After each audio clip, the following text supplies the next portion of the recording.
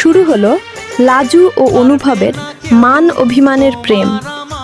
আগামী পর্ব থেকেই শুরু হবে লাজুকে ফোন দিয়ে অনুভবের মান অভিমানের কথা বলা, দেখা করা, নতুন করে প্রেম ও বিয়ের প্রস্তুতি কোণে দেখা।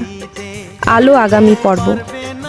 আপদ বিদায় করে অনুভব ছুটল তার স্বপ্নের রাজকন্যার পিছনে।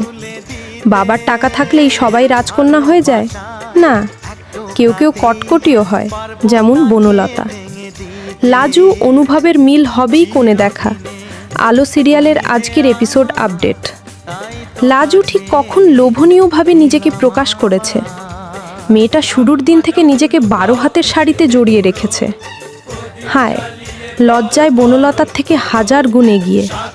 বনলতা তো বিয়ের দিনই নাইটি পরে সবার সামনে ঘোরা শুরু করেছে। আসলে ওর লজ্জা কম, কারণ বিয়ের আগেই তো পরপুরুষের সাথে শুয়েছিল।